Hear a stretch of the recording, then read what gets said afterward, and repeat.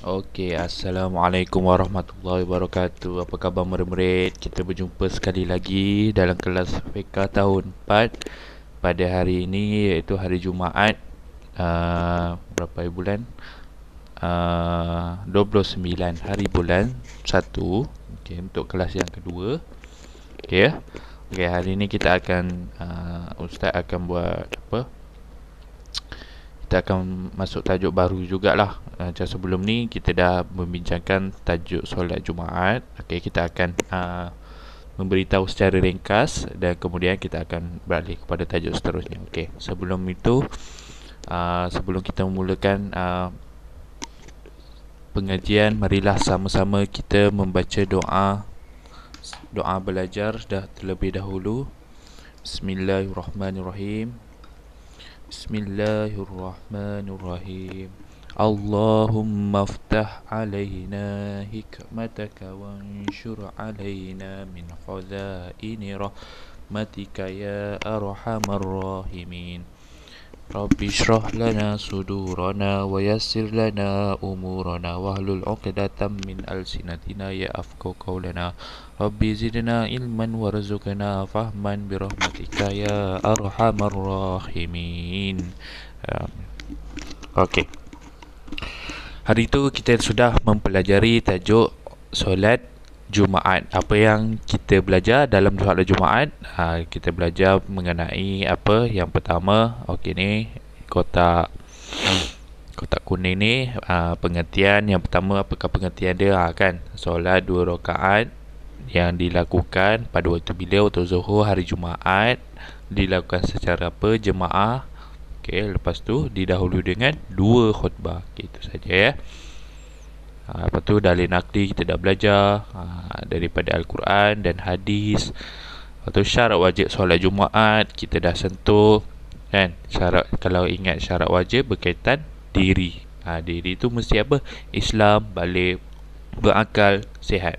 Kamu dapat hafal 4 pun dah okey dah. Ya. 6, kalau 6 ni pun kalau dah hafal 6 lagi bagus. Paling kurang hafal 4 je. Islam, balik, berakal, sihat. Itu je. Seterusnya syarat sah. Syarat sah sebelum ni kita dah sentuh. Apa di syarat sah? Syarat sah ni berkaitan dengan luar daripada solat lah. Contoh apa? Berkaitan dengan waktu solat. Apa? Didirikan waktu zuhur. Lepas tu dekat mana kena buat solat Jumaat ni? Didirikan di tempat yang ditetapkan, iaitu masjid. Contohlah, itu maksud dia masjid. Kau boleh hafal ya. Lepas tu mesti didahului dengan 2 khutbah. Ni pun kalau kamu dapat hafal 3 pun dah okey dah. Lepas tu sekurang-kurangnya 40 orang lelaki. Mesti syarat dia 40 orang lelaki. Paling kurang 40 orang lelaki. Lepas tu kita sudah sentuh mengenai rukun solat. Apa dia rukun solat Jumaat ni? Rukun solat ni berkaitan apa yang berlaku semasa kita solat. Kan, apa yang mesti ada niat kan di dalam solat. Tadi syarat wajib berkaitan diri. Syarat wajib solat Jumaat. Ya, perkataan syarat wajib. Syarat sah ni berkaitan dengan luar solat.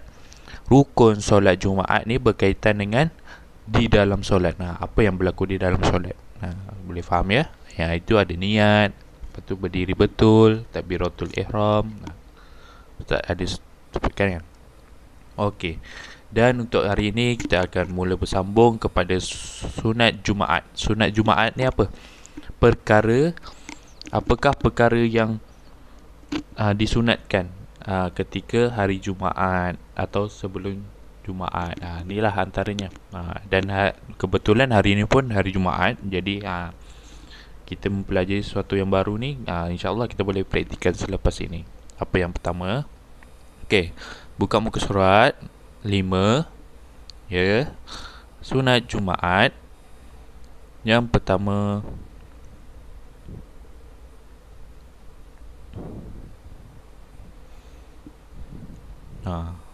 mandi solat Jumaat. Mandi sebelum pergi ke masjid. Mandi sebelum pergi ke masjid. Tu yang pertama, perkara yang sunat. Kita buat apakah perkara sunat ni? Kita buat dapat pahala. Sebelum solat Jumaat tu kena mandi. Okey.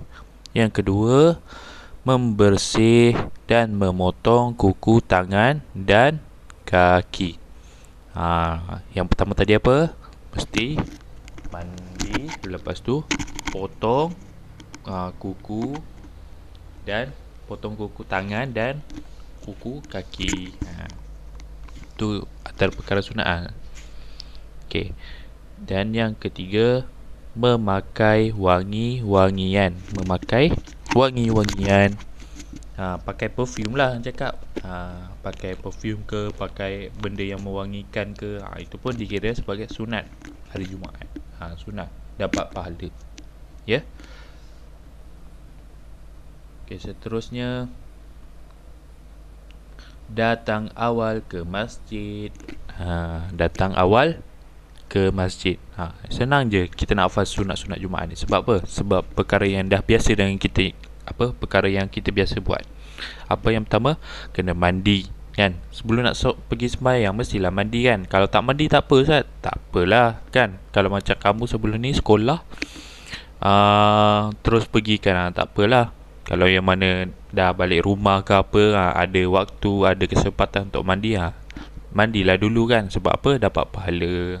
Mandi sebelum pergi sembahyang solat Jumaat. Lepas tu potong kuku. Lepas tu pakai wangi-wangian. Tu datang awal. Datang awal ke masjid. Datang awal ke masjid ni masa bila? Masa sebelum khutbah. Kan? Kita biasa masuk waktu, kalau satu suku pukul 1 tu kita dah sampai. Awal lah. Maksudnya kita datang tu sebelum azan, sebelum khutbah. Tu lagi bagus lah. Tu nama dia datang awal ke masjid. Okey. Yang kelima, masuk ke masjid dengan mendahulukan kaki kanan sambil membaca doa. Ini juga perkara sunat semasa Jumaat, iaitu masuk ke masjid tu mendahului dengan kaki kanan. Mana kanan? Kanan dulu, lepas tu baru kiri. Sambil tu kita kena baca doa. Doa apa kalau masuk masjid? Allahumma ftahli abwaba rahmatik. Itulah. Itu antara doa dia. Okey, seterusnya, solat tahiyatul sebelum duduk. Solat tahiyatul masjid ni, solat tahiyatul masjid ni solat sunat. Solat sunat sebelum duduk. Macam mana? Sebelum kita masuk kita dah masuk masjid tu dengan kaki kanan, sebelum duduk tu disunatkan kita solat sunat tahiyatul masjid. Tahiyatul masjid ni apa maksud dia? Tahiyatul ni kita solat sebab menghormati masjid. Adab lah, kira sebagai adab. Itu pun dikira sunat. Pahala, banyak pahala kita dapat buat kalau kita dapat buat itu sebelum duduk. Okey, seterusnya, niat iktikaf. Apakah dia niat iktikaf? Niat iktikaf ni apa? Contoh niat dia, nawaitu iktikaf fi hadzal masjid lillahi ta'ala. Saja aku beriktikaf di dalam masjid ini kerana Allah Ta'ala. Itulah niat iktikaf. Iktikaf ni kita duduk je masjid, lepas tu kita kena niat. Yang penting kena niat. Kalau kita tak niat, tak adalah iktikaf tu. Dia kena niat tu yang Ustaz sebut tadi, nawaitu iktikaf fi hadzal masjid lillahi ta'ala. Saja aku beriktikaf di dalam masjid ini kerana Allah Ta'ala. Yang penting kena ada niat tu. Okey, boleh faham ya? Okey, seterusnya, berzikir dan membaca Al-Quran. Ni pun antara perkara sunat. Berzikir apa? Macam-macam lah zikir. La ilaha illallah Muhammadur Rasulullah. Itu pun dikira berzikir. Baca Al-Quran, kan? Sebelum khutbah ke apa, bacalah Al-Quran terlebih dahulu. Itu adalah sunat. Banyak pahala, banyak perkara sunat yang kita boleh buat masa Jumaat. Jadi kat sini dia ada berapa semuanya? 1, 2, 3, 4, 5, 6, 7, 8. Ada 8 perkara sunat. Tapi kamu hafal 4 pun dah okey dah. Yang penting 4. Hafal yang pendek-pendek lah. Mana yang cari yang pendek? Ustaz rasa yang biasa kamu buat. Okey, yang pertama antara tips nak hafal sunat Jumaat ni, okey, kita tengok diri kita. Perkara sunat apa? Mesti apa? Kat tangan kita apa? Potong kuku. Okay, lepas tu mandi. Mandi berkaitan diri tak? Berkaitan diri. Mandi, potong kuku. Lepas tu pakai wangi-wangian. Kan? Dekat diri kita. Tu dah 3 poin kita dapat. Tu yang keempat, datang awal ke masjid. Itu je. Apa 4 pun dah boleh. Cuma untuk hari ni kita belajar semua ni lah. Apa Ustaz terangkan, apa dia niat iktikaf, berzikir, berzikir baca Al-Quran pun boleh. 5. Senang je. Boleh? Okey, seterusnya kita beralih kepada hikmah solat Jumaat. Apa dia? Hikmah solat Jumaat. Hikmah ni apa? Hikmah ni maksudnya kebaikan. Kalau orang cakap hikmah kan, hikmah ni ingat kebaikan atau faedah, sama je. Semua maksud sama. Kita tengok yang pertama, apakah dia? Yang pertama, mentaati perintah Allah. Kebaikan kita solat Jumaat ni apa? Sebagai mematuhi perintah Allah. Sebab apa? Solat Jumaat ni wajib ke sunat? Wajib bagi seorang lelaki. Wajib. Jadi kalau kita buat arahan Allah tu maksudnya apa? Kita taat perintah Allah. Macam tu lah.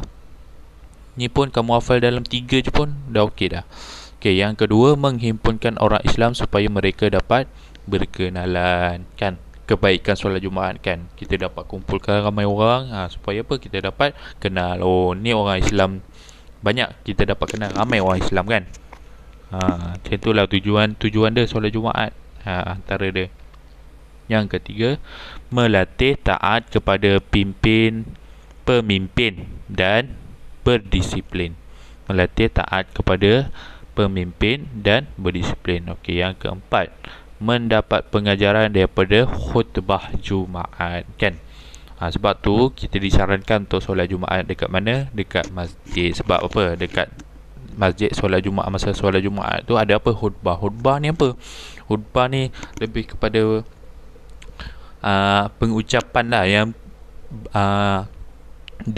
di dalamnya mengandungi nasihat. Sebab tu kalau pergi masjid sembahyang Jumaat, kita kena dengar khutbah. Tak boleh main. Biasanya kamu main sana sini kan, tak dengar khutbah, tak tahu sembahyang. Sebab apa? Khutbah ni pun dikira sebagai rukun. Rukun ni apa? Rukun ni wajib. Jadi wajib kamu dengar khutbah juga. Kalau tak sah sembahyang. Kan? Syarat sah solat Jumaat apa? Didahului dengan 2 khutbah. Mesti ada khutbah. Lepas ni saya harap kamu dapat ni lah, dapat dengar khutbah kan. Sebab khutbah ni bukan sia-sia tau, bukan cakap kosong macam tu. Ada sebenarnya nasihat dan pengajaran daripada khutbah yang kita dengar. Seterusnya, menghayati syariat Islam yang menjadi panduan dalam kehidupan. Menghayati syariat Islam yang menjadi panduan dalam kehidupan. Ni kamu ambil 3 pun dah cukup ni. Ustaz ambil yang ni, yang pendek je. Ni poin nombor 1, 3 dengan 4 ni. Hafal tu pun boleh apa? Hikmah solat Jumaat, mentaati perintah Allah. Lepas tu melatih taat kepada pemimpin dan berdisiplin. Lepas tu mendapat pengajaran daripada khutbah Jumaat.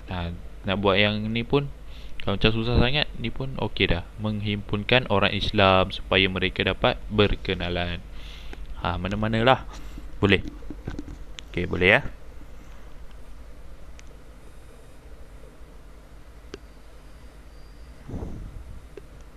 Orang yang tengok, kita tengok kotak biru ni. Dekat muka surat berapa ni? Muka surat 6, tengok ni. Tahukah anda? Kita baca sama-sama. Tahukah anda orang yang meninggalkan solat Jumaat 3 kali berturut-turut? Tengok ni, bulat dengan 3 kali berturut-turut dengan sengaja, Allah akan menutup pintu hatinya. Ni apa pengajaran? Kan? Siapa yang 3 kali tak pergi solat Jumaat dengan sengaja, maksudnya tanpa ada darurat tanpa ada darurat atau tanpa ada keadaan lah yang terdesak lah kan. Contoh macam kita sekarang apa sebab darurat kan, tak apalah, dibolehkan lah.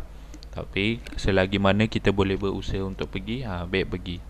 3 kali ni contohnya masa bila? Masa contoh memang kamu free, tak ada apa kan. Lepas tu 3 kali kamu berturut-turut. Jumaat ni, Jumaat minggu depan, lepas tu Jumaat minggu lagi satu. 3 kali berturut-turut kamu tak pergi sembahyang Jumaat. Apa Allah cakap?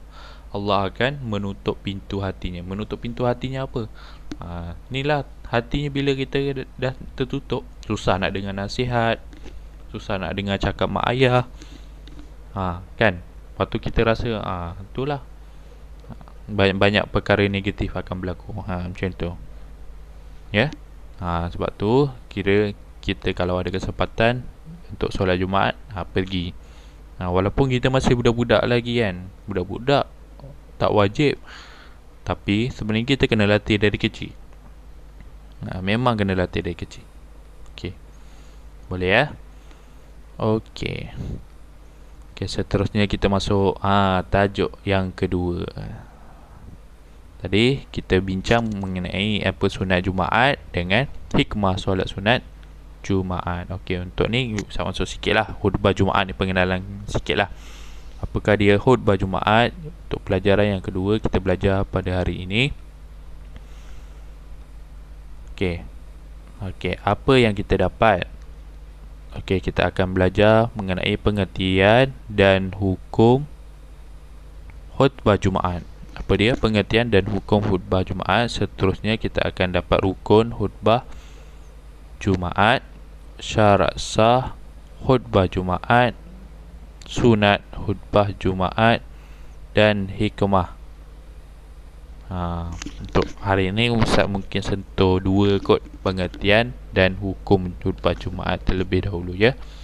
Dia tak boleh banyak-banyak, nanti kamu pening. Khutbah Jumaat ni seperti kita tahu, dia berkaitan dengan solat Jumaat, yang mana sebelum nak solat tu mesti didahului dengan 2 khutbah. Khutbah ni apa? Yang cakap-cakap tu lah, ucapan tu. Yang imam duduk atas mimbar cakap-cakap apa semua, itulah yang dimaksudkan khutbah. Apa yang kamu faham lah. Kalau perempuan mesti tak biasa kan, macam mana khutbah ni apa. Kamu tengok dekat YouTube pun boleh, tengok khutbah Jumaat. Pernah tengok TV kan, kat TV ada. Okey, tak apa, kita masuk kepada pengertian khutbah Jumaat. Apa dia? Okey, ini ada dialog. Okey, dia punya pengertian. Okey, kita baca dari sebelah kiri ni. Dia tanya, Ustaz, apakah yang dimaksudkan dengan khutbah Jumaat? Apakah pengertian? Apakah maksud pengertian khutbah Jumaat? Okey, jawapan dia kat sini. Okey, buka muka surat khutbah Jumaat ni. Muka surat berapa? Ada gambar orang ni. Muka surat 8. Muka surat 8. Ada isi dia kat sini. Saya nak kamu kalau ada pensel, ada ni, lebih baik contenglah macam ustaz ni. Okey, khutbah Jumaat ialah syarahan yang mengandungi nasihat dan pengajaran dibaca sebelum solat Jumaat. Apa dia? Ustaz ulang lagi sekali. Khutbah Jumaat ialah syarahan yang mengandungi nasihat dan pengajaran dibaca sebelum solat Jumaat. Okey, jadi macam mana kita nak hafal benda ni? Okey, dia ada 3 perkara. Yang pertama, okey Ustaz, potong ni nampak. Syarahan yang mengandungi. Sebab apa? Khutbah ni bahasa Arab. Apa dia? Khutbah bahasa Arab. Bahasa Melayu dia apa maksud dia? Maksud dia syarahan atau ucapan. Syarahan ni apa? Syarahan ni apa yang diucapkan lah. Sama je maksud dia. Sebab khutbah ni bahasa Arab, bahasa Melayu dia maksud ucapan atau syarahan. Jadi kat sini dia dah bagi tahu, khutbah ialah syarahan. Dalam syarahan tu mengandungi apa? Yang mengandungi nombor 2 ni, nasihat dan pengajaran. Mengandungi apa? Nasihat dan pengajaran. Syarahan nombor 1, syarahan yang mengandungi. Yang kedua, nasihat dan pengajaran. Lepas tu yang ketiga, yang dibaca sebelum solat Jumaat. Ingat tu ya, dibaca sebelum solat Jumaat. Jangan buat selepas solat Jumaat pula. Salah. Sebelum solat Jumaat. Okey. Boleh ya? Okey, seterusnya dia tanya, Ustaz, apakah hukum membaca khutbah sebelum solat Jumaat? Hukum. Hukum ni berkaitan ni wajib ke sunat ke kan? Itu je. Okey, apa dia cakap? Hukum membacanya ialah wajib. Bulatkan dekat perkataan wajib. Hukum membacanya ialah wajib. Jadi nak tak nak memang kena baca khutbah dahulu sebelum solat Jumaat. Sebab kalau tak baca khutbah sebelum solat Jumaat, dia tidak dianggap sebagai solat Jumaat, kan? Okey ya. Faham ya? Okey, dan pertanyaan ketiga dia katanya, adakah khutbah Jumaat mempunyai rukun dan syarat? Jawapan dia, ya, ada rukun dan syarat. Kan? Rukun ni apa? Rukun ni kalau dalam solat Jumaat ni berkaitan dengan diri, kan? Diri tu mesti Islam, balik bakal. Lepas tu syarat apa? Syarat apa kan? Ada syarat sah, syarat wajib. Rukun tu bukan yang diri tu. Rukun tu yang dalam, di dalam solat. Macam niat. Kalau syarat sah, syarat wajib tu baru lain. Syarat wajib berkaitan diri, syarat sah berkaitan luar daripada solat. Okey ya. Okey. Saya rasa cukup sampai situ saja untuk hari ini.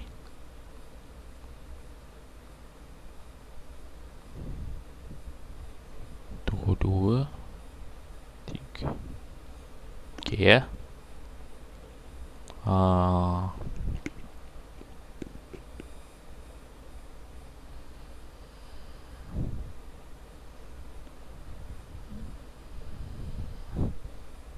Khutbah Jumaat ni berkaitan dengan apa yang dekat. Okey, tak apalah, usah masuk sikit lagi lah. Syarat sah khutbah Jumaat.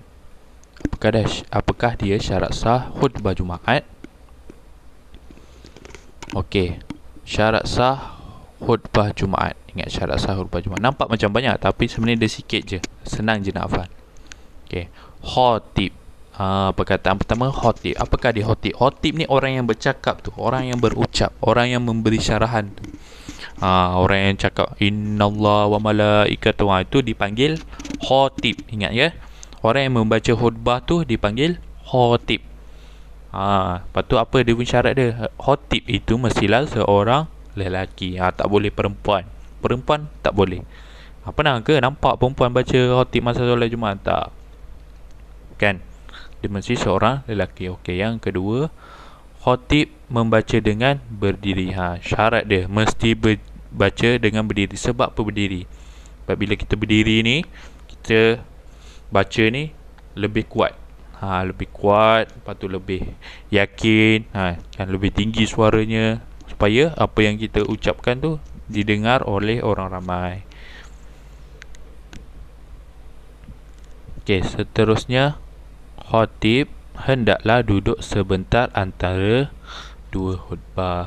Duduk sebentar antara dua khutbah. Sebab khutbah ni ada dua kali, kan? Mula dia baca, dia bangun, baca khutbah pertama, innallaha wa malaikatahu yusholluna 'alan nabi, sampai habis. Lepas tu dia duduk. Kalau kamu pernah perasan, yang lelaki lah kan, dia duduk kejap. Itulah maksudnya dia duduk sebentar antara dua khutbah. Lepas tu yang khutbah kedua, dia bangun balik, lepas tu dia baca, kan? Dia sambung baca. Itulah maksudnya dia mesti ada duduk sebentar.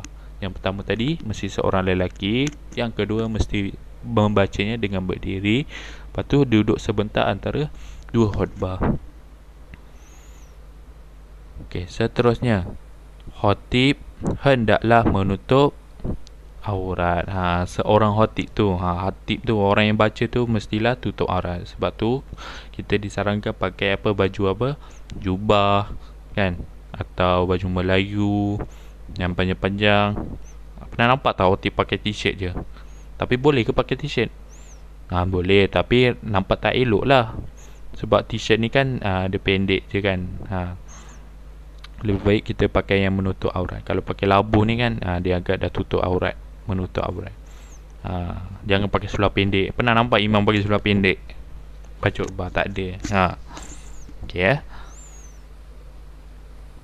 Okay, seterusnya, khatib suci daripada najis pakaian, badan dan tempat. Mesti tutup aurat, lepas tu mesti suci, bersih. Suci ni maksud dia apa? Bersih daripada segala najis. Okay, seterusnya, khatib suci daripada hadas kecil dan besar. Beza ya, daripada najis dengan hadas kecil. Hadas kecil ni apa? Kita kencing ke apa ke, berkaitan daripada hadas kecil dan hadas besar. Itu kamu faham ya. Lepas tu, khatib hendaklah berkhutbah dengan suara nyaring. Ustaz ulang balik, khatib hendaklah berkhutbah dengan suara nyaring. Nyaring ni apa? Nyaring ni kuat lah maksud dia. Nyaring ni kuat. Kuat dan nyaring. Kalau korang pernah dengar perkataan ni, mesti baca kuat-kuat. Dia tak boleh selo-selo. Itu syarat sah dia. Okey, seterusnya kita pergi sebelah dia ni. Okey, rukun khutbah dibaca dalam bahasa Arab. Ini tak apalah, sepatutnya ada dalam bahasa Arab kita baca. Tapi untuk masyarakat dekat Malaysia ni, kebanyakannya majoriti tak berapa nak faham bahasa Arab, jadi dibolehkan baca bahasa Melayu. Kalau siapa pernah pergi Mekah, pernah pergi buat umrah ke kan, dekat Mekah hari Jumaat kan, dia khutbah bahasa Arab. Sebab apa? Orangnya orang Arab. Kita sebab majoriti kat Malaysia ni ada je yang faham bahasa Arab, tapi majoriti bahasa Melayu, bahasa utama. Jadi kita hendaklah dibaca dalam bahasa yang difahami. Sebab apa? Khutbah ni kalau baca mestilah kena faham, mesti kena sampai. Okey. Seterusnya, khutbah disampaikan pada waktu zuhur. Mesti waktu zuhur. Okey, gariskan tu. Pada waktu zuhur, tak boleh waktu selain daripada zuhur. Waktu maghrib ke tak boleh. Okey ya. Khutbah disampaikan sebelum solat Jumaat. Ni syarat dia. Sebelum solat Jumaat. Syarat dia mesti sebelum, tak boleh selepas. Sebelum solat Jumaat. Okey. Berturut-turut di antara khutbah dan solat Jumaat. Apakah yang dimaksudkan dengan berturut-turut? Berturut-turut ni bermaksudnya selepas khutbah tu kan, habis khutbah terus solat Jumaat. Dia tidak boleh bertangguh. Itulah yang dimaksudkan berturut-turut, tak boleh bertangguh. Contohnya bertangguh ni apa?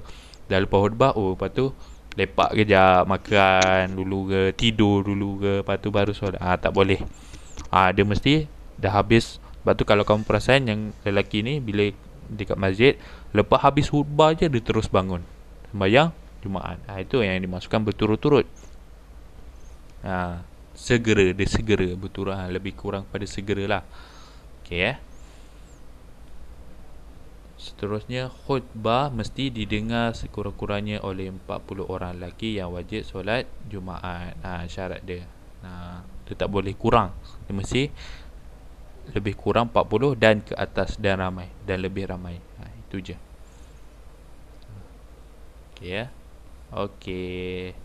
Itu saja sampai syarat sah khutbah Jumaat saja. Okey, itu saja untuk kelas hari ini. Terima kasih kepada para pelajar yang sudi menyertai kelas Ustaz. Semoga Ustaz harap dengan ilmu yang kamu dapat pada hari ini dapat sama-sama amalkan dan